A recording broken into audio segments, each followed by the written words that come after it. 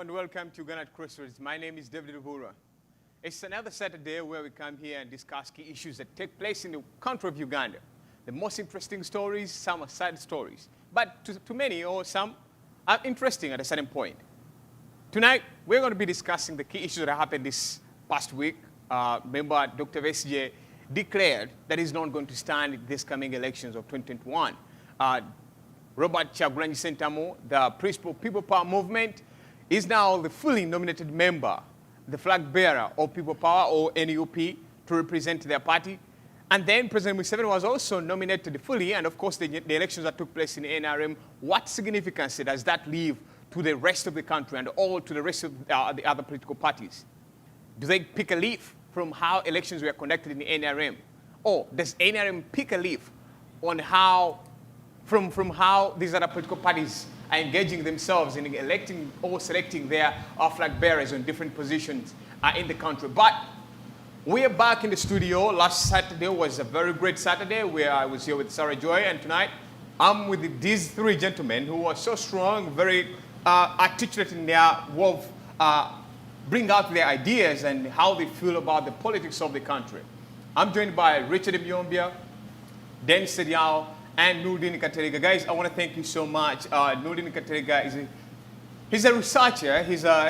You know, one thing I like about you is how you conduct your research and the impact that has created all over the world. So it's always nice to have you here. Dan Sediao is a very great man and friend of mine who is also going to stand in Kalaki County as a member of parliament. Guys, I want to thank you so much. And Richard Myombia is a political analyst and is a strong supporter of the People Power movement. So guys, I want to thank you so much. This week, you know, we are now in an environment of politics. We're talking about Museveni, Kyagulanyi, BESIGYE, Mao, and so it's the topic of the day. Regardless of how the economy is performing, you and I think, do agree that the economy is not doing well, but all our emphasis on the new leaders who are going to take on the country. So guys, I want to thank you so much. Let me start with Nurdin. Nurdin, how was your week? Thank you, David. My week has been plenty of things that need to be analyzed. I'm happy that we are here. We're going to look at them. Basically, I looked at the election of the NRM. I looked at Kyagulanyi, and actually BESIGYE saying that it's not going to be on the ballot paper, most training issues and Ugandan news. Thank you so much. All right, sure. Dennis, straight away, how are the people of Kalaki County? Thank you so much, David, for hosting us once again, giving us this platform, this opportunity. The people of Kalaki are doing well. They are very ready. Come 2021, you know, the wind is blowing again. Once in a lifetime, they are looking at the youth. They are looking at the able leadership rather than the old that have been regurgitating the old people into new wines. We are trying to change the trend. This time, it's going to be war. Are you going to be leading, or are you just going to Parliament to get some money? I am leading, not going to be leading. I am leading. All right, Richard Myombia, your week. Anything interesting this week? Yeah, my week was very interesting. First of all, I was my land friend. I was listening to what he was saying, and I was quoting Museveni in a speech where he said, "Where are the members of Parliament when the people's land is being grabbed? It should be the members of Parliament that people are supposed to go to where their where the land is being grabbed." Then I saw President Museveni complaining on Facebook and he ordering Nakalema to arrest any person that is abusing him on Facebook. The other thing, I saw him passing out almost 5,000 police officers, and the language he was using when passing them out and the reality that is on the ground is sort of different. So I think we are going in the right direction, and the country is going to be saved from these thugs, and the country will be liberated. Let me start from there, Richard. There was a video that President Museveni, in which he made a statement that when they beat Robert Kyagulanyi in Arua, they just did it properly. It wasn't so serious as SFC is supposed to do their job in protecting the president of the country. What's your take on that? Let me start with that. If they beat him properly, the way he was, why was there so much chaos in even restraining to make sure that this man doesn't die? And another thing, if was not well beaten, why did President Museveni meet this Honorable Chagwen in the ballot somewhere to try to offer him some money to leave politics out to him? So this man talks different things on camera and he forgets that we are listening to him. But the way he treated him in Arua, I thought he had killed him and the country was going to go on fire. So it's up to him to do whatever he can do, but his time of going and leaving office is now. All right, sure, guys. I want to thank you, Richard. That was just a by the way talk. So let's get to business. Well, this past week there were elections that took place on Monday, and the youth had to elect their leaders. The PWDs had to elect their leaders, and everything. And results, many people, the first results we got from especially social media, leave alone the mainstream media and facts. They showed People Power was winning, or NUP was taking control, was in the lead of these elections. But as we speak today, things seem to be different. NRM claims they won 79% of the elections for the youth and the rest. So I want to start. With. Let me start with Dennis before I go to Nordin. What is your take on the recently concluded elections? Because we realize that your opposition again, you lost. Independents actually performed better than you in your opposition. I think we have to be realistic when we are discussing figures in terms of elections. The one thing we have to know is that the NRM has captured the whole country. Whether by force or by proxy, they have captured the country. When people were picking them, in fact, I was in the village when these forms were being picked. The first layer or the first forms that appeared on the ground was that of NRM. And they were trying to read this directly so that the official forms from the Electoral Commission does not appear. So during their NRM meetings, they had village meetings, then parish meetings. These forms were distributed to the youth, telling them that these are the election forms, fill them. There was no opposition totally. When I talk about opposition, I mean everybody who is on the other side, not in government. So when these youth picked these forms, there were a little bit of some controversies. Now, when the original forms came, the true forms from Electoral Commission, the youth said, we have already picked our forms. Why are they giving us another form? Because people were not educated. They were not sensitized up to which type of forms people were supposed to fill. So to make matters worse, the NRM village teams or parish teams came up and said, you have already filled the forms, don't fill. And I'm telling you the reality is, most NRM people used the first forms that were distributed to them, and those forms were strictly for the NRM, though in disguise as Electoral Commission. So there was no way the opposition could get into that slot to pick forms for nomination of the youth elections and those various positions. So when the original forms came, and we tried to collect those forms to take to the youth for failing, the people who are in charge were trying to maneuver ways out. You had to pay money to get those forms. Or they will tell you forms are already picked and they have already filled and they are already here for endorsement. There is no way you are picking the forms. So it left us out. There was no way we could win again. So that tells you that the country is already rotten. Even if we do anything in terms of winning this NRM from form of elections, there is nothing we can do any closer to winning this, because we have to struggle much more than this. That is how the NRM came to win. But your party, FDC, actually never had, it looks like they never had any representatives in most of the areas. We had representatives, but we came late on the last day. That was the day when the nominations were closing, and that is the day we were given papers. And in fact, it was a fight to go and get those papers. By the time you ran there to pick the papers with your youth team and stamping them with your party stamp and all that kind of stuff, it's already closed. So it was just a trick to lock us out. And indeed, they did. They did lock us out. Even Kampala itself, the youth just woke up a day to election. There is no way we can win. That is why I am saying that if opposition is really serious, these are the kind of things they should look at earlier before they go even into election. Now again, they are claiming they are running into election. They are not fielding candidates in sub-counties, in those counties. How do you expect to win? This is the time now they should have choreographed and said, we have 4 candidates in Amuru, we have 4 candidates in Liantonde, we have 4 candidates in Barara. They do not have, we do not have.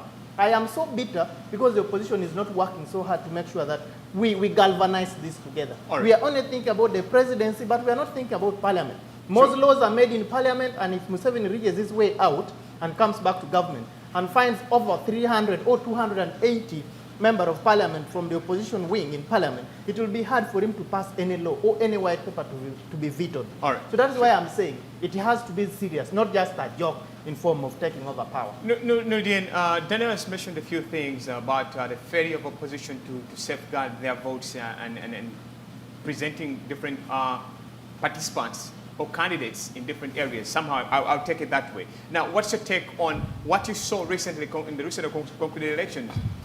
NRM won. That is according to what we know so far. NRM won most of the spots. Then NUP, then FDC, and then the list goes down. But the evidence that comes out clearly is that NUP, for example, it looks like they're not well centered in the village areas, and Uganda is a centered country that has almost 70% of its population in those villages. So what's your take on that? Thank you very much, David, and the viewers. Actually, I'm one of the people that wrote an article which was trying to express concern about how quiet the opposition are when it came to results of the youth election in particular. I was trying to find a reason why we don't have anybody coming out from NUP, from FDC, trying to either negate or agree with the results that were being circulated around on the media. In fact, first of all, when you look at these elections, I mean, people never knew about them. There was no sensitization. The government tries to use that tactic, especially, I mean, the Electoral Commission has used that tactic before for the special interest groups by not sensitizing the public about them, such that they take advantage. Actually, some years before, like 2016, there was totally no youths that participated in those elections, especially the opposition, because they never knew about it. And when you look at the benefits of those those special interest elections, right now they are making 15 members of parliament. The elderly are making 5, the youths are making 5, and the disabled are making, is it the disabled or the workers are making 5? So there is need for the opposition to participate in these kind of election. Nonetheless, there are a lot of problems that are related to these situations as they go for the elections. One, when you look at what happened, it was marked by a lot of violence. There was a lot of violence, there was a lot of intimidation. That was from both opposition and from the ring. Yes, but if you look at the situation, what triggered the violence? The violence was because in many occasions, one of the factors were trying to diagnose the situation, what happened. I mean, the major cause of the problem was that there were some people that were trying to bar some youths from participating in the election. And that triggered the problem. Other situation whereby some youths were not on the list. And all these were bringing a lot of suspicion that there was an attempt to reach the election. Do you think the opposition is ready to take on the government, the current NRM regime, based on the results that you saw? I would say there's still a lot that lacks. Actually, that's what I was going to. What lessons do we learn from these elections? One, the opposition has all along enjoyed privileges of the urban areas, especially the cities and the municipalities and the town councils.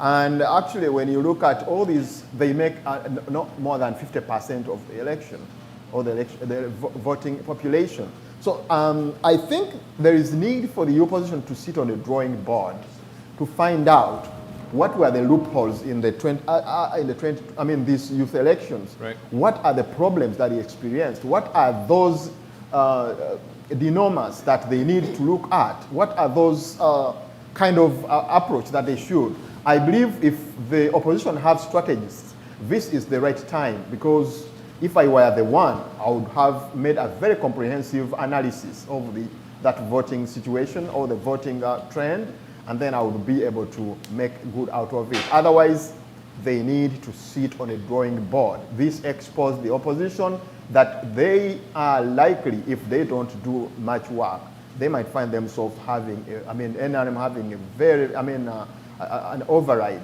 in all the areas that you might think would be NRM. Okay. There is need to go beyond this kind of making a lot of noise on the social media. There is need to strategize. I don't know whether NRM, I don't know whether NOOP or FDIS doesn't have, whether they don't have strategies that can sit down and plan for them. Where is their secretariat? What are they doing? The other time I saw Mokaku Rubega, who I think is part of the electoral whatever NOOP, and he was discussing issues and he couldn't have evidence of data, you know. So such are the situation that we're looking at.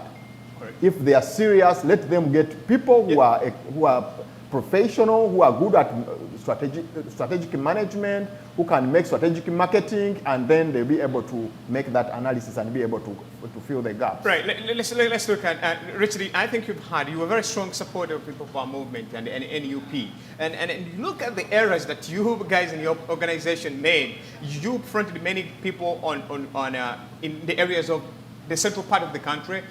Social media was so convinced that the youth are going to be in support of your candidates. And what came out, even though, to be realistic, even though there was some rigging that took place, if you look at the numbers on how much you lost, that tells you have not done any job in the rural areas. And how are you going to defend that? Too, Richard, before you come in. Let's look at the PWDs. You also lost in that. You lost in the other person section. You almost lost in every sector. What are you going to do different as People Power Movement to make a difference in the coming elections? The issue with Uganda is one, is the winning strategy. How do we take government? Plus, how do we get Museveni out of office? Let's begin with 1980 election. The 1980 election was won by DP, but the rigging methods are still the same. Delaying, and no one should announce results in any constituency until the organizer of the election, who is rigging the election, then actually announces the results he wants. That's a contradiction. The second thing in rigging, I was supporting one of the girls in Wise, one of the girls in those Katogo areas. Do you know how she lost this election? The first day, they brought the register of people that are supposed to vote in the area. The people that you are bringing on the register are not the same that live in the area. It was postponed for the second day. When people rose up and said, the people you are bringing, the young youth that you have picked from the street and coming to vote here so that the NRM takes the vote, are not people of the area. You know what the government did? It got out the LC, using the LC that they had paid. They got out their guns and started shooting to everyone as if killing them, and then everyone has to disperse. When they came back after the firing of the guns, they had announced the member of, in the Katogo areas, the member of the NRM that had won the youth. Is that democracy? Yes or no? That's not democracy. The third thing that we are telling these people on the ground, yes, there are certain areas People Power has to go into details, like the villages, to put members there. But what is going to happen in the election that are coming? Because let's be clear, Richard. If you lost in these elections, where you expected to win in big numbers, and in the 2021 general elections, you're going to be one or two people going against each other. Honorable Robert Chagulanyi and President Museveni, just in case things happen the way people see them, just in case. And the same guy you've been competing with, NRM versus opposition, he has won these elections. All these are candidates that support NRM party. Don't you think you're going to lose again? No. For me, as a political analyst, this is what I'm saying on camera. In Uganda, there's going to be another election. We are not fools. All these things that we are doing, the People Power, the NOP is doing, Honorable Chagulanyi is doing, he knows that he's moving to somewhere. We are moving. We are looking at what Museveni is doing, and we are making plans how to get him out of power. First of all, we want him to go and reach that election that is coming in 2021. We want him to reach that election, and that will be his... yes. Yeah, sure. I would feel like my brother Richard to be very realistic, because now you are talking about to me, I hate that situation of every time talking about overthrowing. I mean, taking out Museveni. Why? If you want to get the direction, and you're thinking that you're going to go to the top and remove him, and you don't have roots, that is daydreaming. Okay. Just look at a man. President Museveni is a kind of person that has never liked election. That is true. Because if you look at what is happening even in the NRM primaries, he doesn't want somebody to stand against him. Okay. He's doing everything possible within his means to make sure that he retains power. What you have at stake is, one, you have to remove President Museveni. Two, because if you go for something, there is what we call in sociology, we call it the two-way side. That is what we call the probability. Right. There's a probability that you go for election and you don't win. Right. Much as Museveni comes in the election that he wins or he doesn't. But for purposes of confidence, people always look at the positive part of it. No, but again, let me get out my point, please. Right. Then, if there is that chance, I mean that opportunity that they don't win the election, the opposition doesn't win the election, do you have the parliament? Because if you have the parliament, you'll be able to, at least to contain the status quo in a way that you'll be able to deter these people or the government or the ruling party from making things that are really. All right, so guys, I want to thank you guys. No. There's a point there, because what Nuruddin is saying, my landed friend, is this. I'm going to give you an example of Kenya. I'm giving you just one second. Yeah, on Kenya. The opposition said, no, we are not going to put candidates because we know the man is going to cheat an election. And when they went to the Supreme Court, that's what exactly they said, that the man carried out an election in a legitimate way and took the government. So do you like us as people power or no, to just sit around because Museveni is going to steal the votes? We have to have a calculation plan. Let me tell you the plan B. We are going to use what they call an elastic defense. Do you know how the elastic defense works? He himself is going to set a trap that is going to remove him from power. And that's the card we are playing. We are not stupid. All right. Museveni is going to rig the election, and that's going to trigger him getting out of power. Let me give you another example before I get off camera. What happened to Saddam Hussein exactly is what is going to happen to Uganda to get Museveni out. Richard, you're saying that foreign governments will come in, but I'm not going to. Yes. I'm not going to go into that. Before you give me your opinion, I wanted to also go into this. Dr. BESIGYE came out recently and said, well, enough is enough. I've played my part as a presidential candidate. I'm not coming back. This part are the talks and all the, the arguments and everything that took place before. He said, I'm not coming back. And he has his own plan B. But let's focus on the plan A. You have a number of candidates who are picking papers. And now we know that the wife to Dr. BESIGYE, Winnie Byanyima, is also being thought of to come and contest for the same seat. What's your take in your camp? I want to first start by trying to clear the air on the results. I want to go back there just for 1 minute. Right. One, NRM is trying to rig this election technically.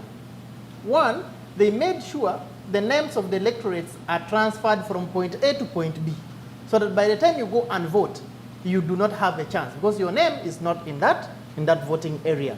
Two, they have the registers in each and every village. We don't have. NUP doesn't have. FDC has the old register. We did not revamp it.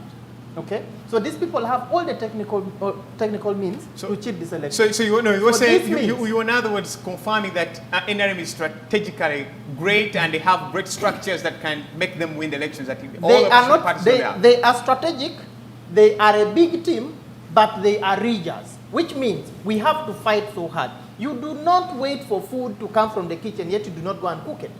Make sure you go and cook first before you start looking for how to eat. So I am encouraging my team, the opposition, please, let's work so hard so that we have the things on the ground, so that winning becomes easy for us. Secondly, I want to talk about the Winnie Byanyima. We tend to listen a lot to this social media on whosoever posts anything, and we look at that as genuine. Winnie Byanyima did not even talk about anything coming back to. But that's the information we are getting, that is absolute rubbish. She has not picked the nomination forms, but that's What is going on behind scenes? That I don't want us to dwell so much. It will waste a lot of our time. Okay. Let's talk about Dr. BESIGYE exiting before I come to Amuriat. Dr. BESIGYE told you that he is not retiring unless he is challenged, maybe he's dead, or he didn't say dead, but anything that makes him go out, like incompetency. Maybe he's old, God forbid he's dead, and other factors, natural factors that cannot make him come on board. I know the truth of the matter is that he couldn't have just left this because so many people still believe in him. We have seen him as a struggler for a long time, someone who has been strategic, someone who has been like into politics with a good idea, with a very tough situations on the ground to make sure we win this, rather than these others that keep exchanging envelopes in here and there. We still wanted him to be on the forefront to fight. But much as he has now, he went a little bit below the curtains, he is fighting from there. It is better you wait for your wife to cook rather than you going to check what is cooking from there. So I believe he's working so hard to unite the teams that are available. Now that we have other people on the forefront, we want to see these other people that keep abusing the person of Dr. BESIGYE. What are they going to say again now that Dr. BESIGYE has relented? Of course, everybody now is celebrating Dr. BESIGYE for the good deeds he has done over time. But before they were not celebrating. Do you have to first lose someone before you see the betterment of that person? So leaving that aside, I call for unity between the remaining factions that are there. Without that, there is no way we are going to win this battle. If the opposition is supposed to take this right hand, I still go back to the details I'm talking about. Let's spread our wings. Let's not remain in the central. Because even this central, they can still beat us hands down like they did in these youth elections. Because we were not prepared. We were half-baked prepared. I'm not trying to say we cannot make it, but we need to. You are talking as what? FDC or was the entire opposition? I'm now talking as FDC and the entire opposition. Because that is where I have been before. I have been calling for unity. And I knew one day that Dr. BESIGYE would probably relent. I know he relented because of several issues. One, there was a lot of pressure on him, and he wanted to show to the world and to the people of Uganda that I can really leave this seat and leave it for someone else to do. So we want to wait for who is going to come on top, and we do not want excuses. But your constitution asks for you guys to present somebody as a presidential candidate. Do you see any chances yes, that is where I was coming together to As FDC, we need a presidential candidate, and that's why the two gentlemen are contesting for the slot. Now, if that becomes the option, what do we do as as FDC? If Ambassador Birigwa and Amuriat agrees to want to take the slot, and maybe if a bigger picture comes in terms of unity, they will decide between themselves who is right, who is popular, who has the best ideology, who is sellable, and who can do the real thing Ugandans want. Right. That is when the unity comes in play. But right now, we still support our own who comes from our party. We're going to support him to win the primaries. Thereafter, we can see what to do. This is what. Do you have any take? Just getting your final opinion. Do you have any take between Amuriat and Birigwa? I am for Amuriat. Oh, okay. I am for Amuriat, but I love Ambassador Birigwa because he has been there for a party. He's strong. But in politics, you must take a side. And I am taking a side of Amuriat, Honorable Amuriat Oboy. He's a strong guy. He has been in this for some time. He fought a good fight and he's still fighting. And he's a responsible gentleman. He doesn't speak out of will. Yeah. So I believe he's going to take this. What picture does Dr. BESIGYE's resignation from You see, David, I'm having a problem with fanatism in these parties, political parties in Uganda. There's a lot of fanatism. I was trying to analyze a situation that happened that really made BESIGYE get out of one of the factors was he tried to convince or to talk to people in FDC to have a common goal with NUP and the rest of the. And there are a lot of those people behind there that were really not happy about what BESIGYE was saying. Yeah, because that's what the constitution of FDC calls for. Yeah, but again, there's dynamism. I mean, political dynamism is very, very important. You just have to look at the situation and then find a way out. He wasn't saying that they shouldn't have a presidential candidate, but there are a lot of those rigid, I'm sorry to mention, people like Salamu Musumba, people like Amuriat himself is a very fanatic and people like Semujunganda. And in such a situation, BESIGYE, that's why BESIGYE was, brought in Lukwago, because you remember they have the other people's government. The people's government as itself wanted to see a united force. And FDC, the other side of FDC was saying, no, we don't need, we have to, the party is gonna go in this area if we don't establish ourselves with the presidential candidate, all that. But let me go back to, I'm not so much want to demean the FDC because it's a strong party and it's playing a very big role in the politics of the opposition. However, one of most factors that really surface that bring BESIGYE out of the race, one, look at the demographic factor. That is the issue of age, the issue of, no, the BESIGYE of 2001, 2006 is not the BESIGYE that we have right now. He has gone through a lot of things. He has been tear gassed. His health is also, you know, like, I mean, given what he has gone through, must have kind of that he's quite tired, you know. The body is tired. The mind is also, you know, feeling like this is not the right approach that I should take. So he wants to have another approach other than the traditional voting approach. Two, he looks at the generation factor.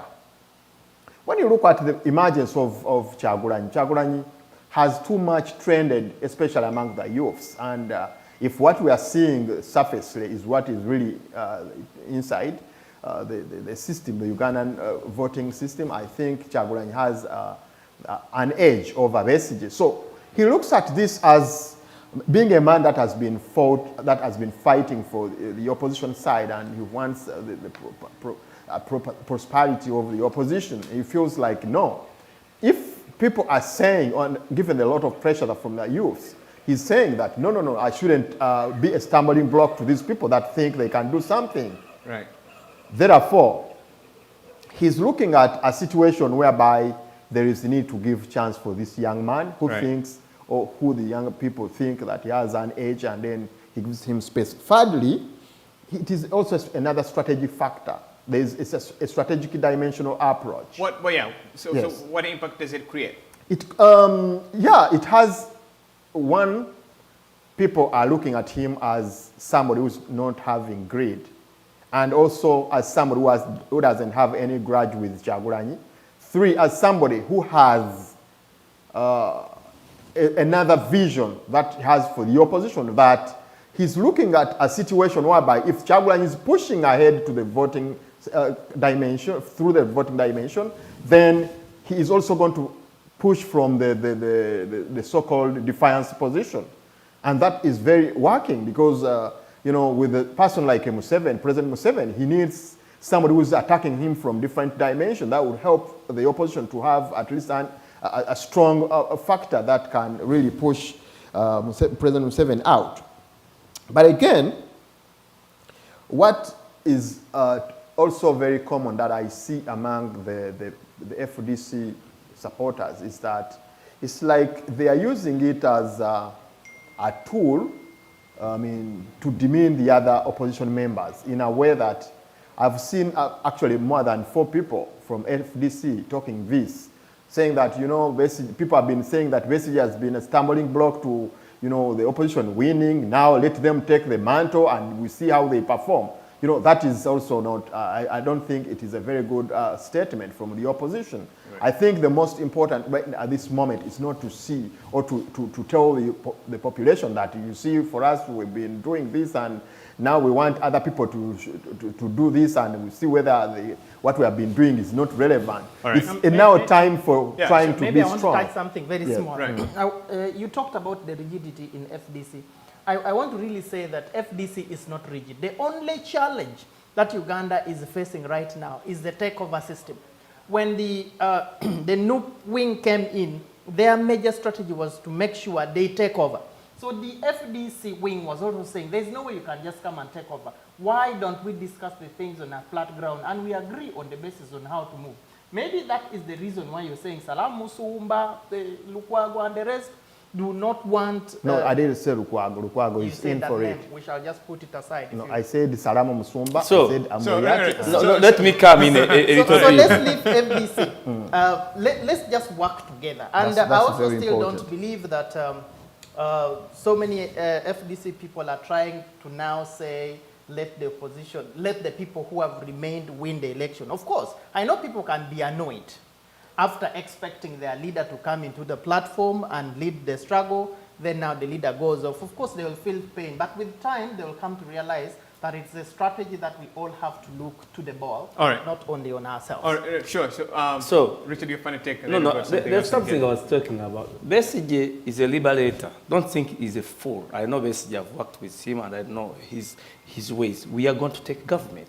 But let me remind you the winning strategy again, because you people seem to be looking that we are all looking at Uganda on the perspective of taking power through the generation that because that's what your candidates are. Okay, now everybody. Now let's be. This is on record. This is on record. Okay. Every candidate in your party says we are going to win. Yeah, we are going to win. Yeah, we are going to win. But do you think we should get our cards to the ground and mention it to the people? Now let me give you an example. So because of the doubts, could it okay, be the reason why you're losing now, the election? first of all, what is happening in Uganda? The country is mobilized. You have to know that the country is mobilized. There has never been a time like Chagwany has mobilized the whole country to this extent. Right. The second thing is what is going to happen is Museveni is going to reach the election, yes. But what will happen when he reaches the election? Right. We are looking at that in an angle. Let me give you an example. Look at what happened in Belarus and what happened in Mali. Right. Are these people surviving to get out? Do you think the international community is going to look at them? The first thing we are going to do in the diaspora, the first thing we are going to fight for when the country goes in a lockdown, when the people are out demanding a change, when the election has been reached, we are going to demand, we are going to work for a UN resolution on Uganda. All right. This so-called army that Museveni and police has been building for years and years, when the international community comes to our rescue in Uganda, remember Museveni can no longer kill people like this Kagame killed people and Habyarimana people killed in Rwanda. The whole world cannot allow that. Richard, I want to thank you guys. Yes. People are looking at us as if we are just going to sit there and look at what Museveni is going to do, and we are not going to mobilize the entire world to go to come and rescue the people that they are killing in Uganda. All right. So I'm gonna ask you a little bit, and then we'll be out of here. We are coming up again with the People Power Diaspora team. They are coming in the studio. We have another discussion with them to see how they're planning on moving their political party forward. So in a couple of minutes from now, I'm going to be joining them. So, but let me ask you this question.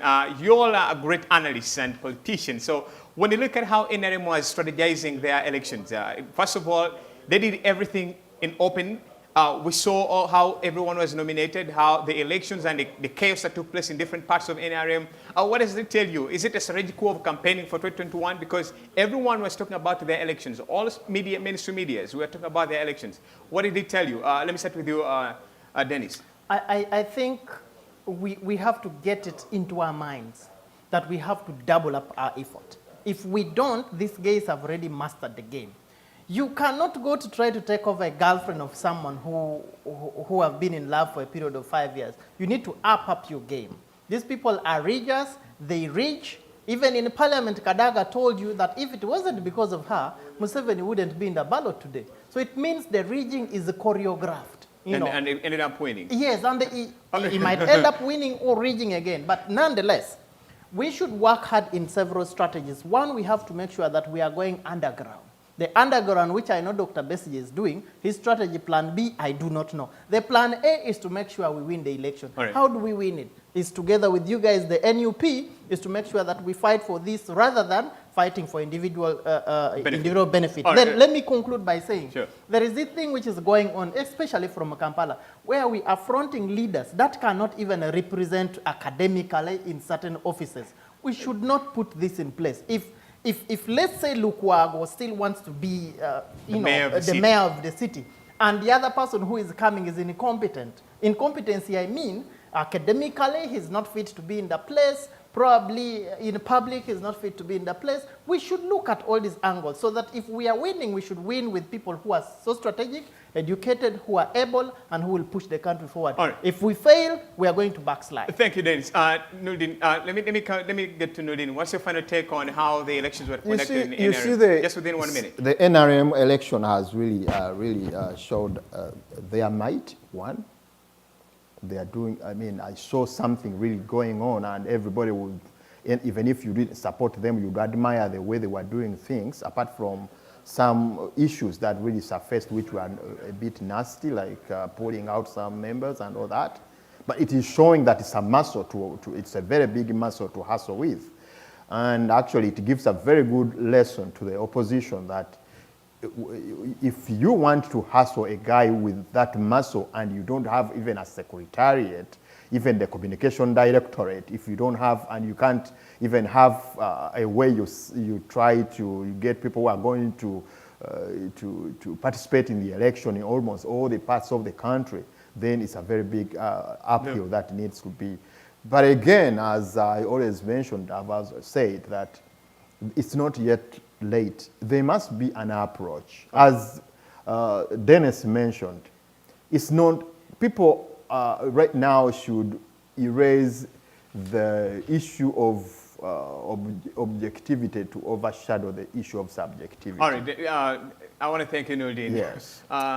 Richard, The problem of Uganda... are you scared of how NRM prepared itself? Look how they conducted the election. Very, very well organized in a proper way. The problem of Uganda is Museveni and his NRM. If you see the way Museveni is acting these days, have you seen his voices and everything? He's like a commander commanding a desperate rear guard. He knows his time is over and he's leaving office. Take my word from this camera today. Museveni is not going to be the next president of that country. That's my final take. All right, guys, Well, I want to... let me just greet my people of Kalaki. Right, yeah, please. My people down in Kalaki, we have to do a lot to make sure that the next person that comes in parliament is the one that will represent you fully, the one that will not only come back to you with a plate or with a saucepan or with a pen to buy your vote at the end of 10 years. We should look at someone who is going to look at development in terms of education, in terms of agriculture, in terms of industrialization, and in terms of health sector. We have a lot in terms of health, and without your health, there's nowhere you're going to grow. I am your child, I am your boy, I am your gentleman, I'm also a father, by the way, I have a family. So give me the vote, I'm going to represent you, and I'm going to listen to your words, and take it to parliament, and bring everything home. Thank you so much. All right, that's Dennis Eliao, Honorable Member, who is going to contest for the county of Kalaki. Yes. Thank you so much, Kalaki guys. I County. want to thank you so much for all your discussions. And to you, our viewers, we want to appreciate you for everything that you've done. I'm going to be again here with a team from the diaspora community, NUP or People Power, to discuss more. There are many questions that these people from NUP and People Power need to answer, and especially those from diaspora. What kind of effort do they give to the Ugandans who are fighting so strongly? How are they trying to help? How are they influencing the politics of Uganda? Coming up is that discussion. Thank you so much. I'll see you again in just a few seconds. So we still have a lot that is going on, and I want to thank you so much, guys, again, before we get off from the studio to join with the NUP team. It's something that is very important before we get off. 2021 is just here, and everyone is now focused on just politics. Where does that leave the economy? I think Dennis. when we talk about politics, everything rotates around politics. If you have a wrong leader in the position of presidency, even the economy is not going to grow. Right. They already have a lot of money in their houses, and this will go in circulation soon. And you know what that does to the economy. Let me first go on a few things regarding comments that are coming in from our social media platforms before you give me that answer. I just want to post you. Let me go straight to let me use our Facebook page, not any other platform. What people were saying during our discussion. Let me look at Ezekiel Kadi says 2021 elections, people power NRM in the race have to spend billions of money for campaigns. Who want to change in Uganda? Please, money matters in Uganda elective politics. Do you all agree with that?